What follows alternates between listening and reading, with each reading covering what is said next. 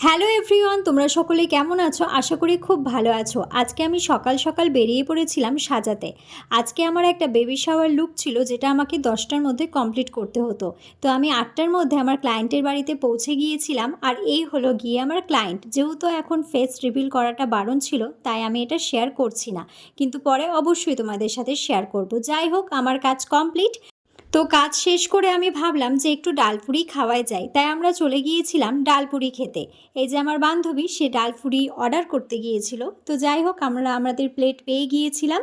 এখানটা দিয়েছিল 3টে ডালপুরি, সাথে ঘুগনি, তার সাথে কিছু চাটনি দিয়েছিল। আর সব থেকে ভালো যেটা লাগে সেটা হচ্ছে এই কাঁচা লঙ্কাটা। যাই হোক, যেহেতু আমার হাতে ব্যাগ ছিল, তাই আমার বান্ধবী আমাকে খাইয়ে দিচ্ছিল। আর ভীষণ টেস্টি ছিল, খুব ভালো ছিল। তো তারপরে আমরা ওখান থেকে খেয়ে টোটো করে বাড়িতে ফিরছিলাম। তো বাড়িতে আসার সময় আমরা ডালপুরি কিছু নিয়েও এসেছিলাম। তো যাই হোক, আমার এই ছোট্ট ব্লগগুলো তোমাদের কেমন লাগে অবশ্যই জানিও। টাটা।